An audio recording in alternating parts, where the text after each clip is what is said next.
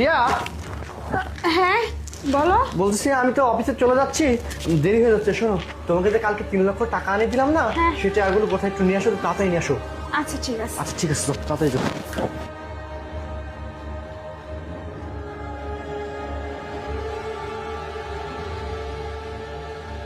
নয়ন, সর্বনাশ হয়ে গেছে। কি সমস্যা হয়ে গেছে? টাকাগুলো তো আমরা ড্রয়ারে রাখছিলাম, টাকাগুলো ড্রয়ারে নেই।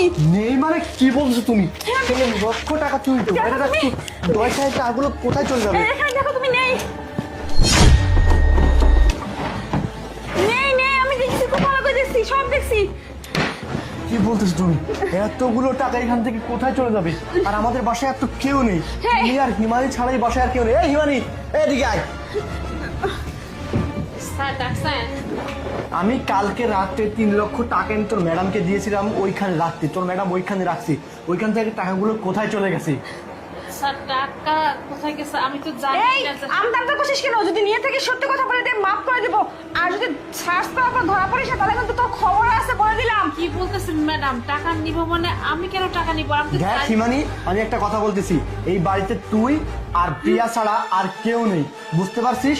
টাকা যদি নিয়ে থাকিস তাহলে মনে হয় তুই নিয়েছিস, কারণ প্রিয়া হচ্ছে এই বাড়ির নিজের লোক, ও কেন চুরি করবে? হ্যাঁ ঠিক, একদম ঠিক কথা।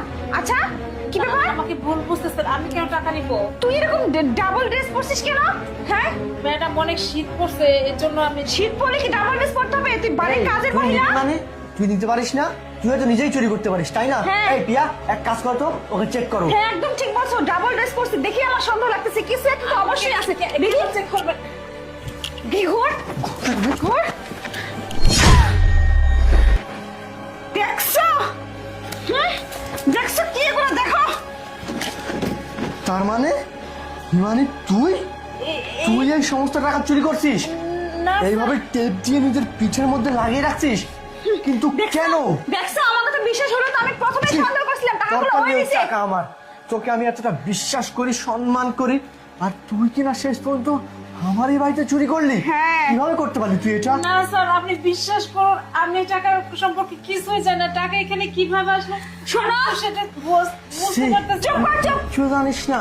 এত কথা বলার কোনো দরকার নেই, ওকে ঘাট ধরে বাড়ি থেকে বের করে দাও। যা, আরে কি ব্যাপার? যা।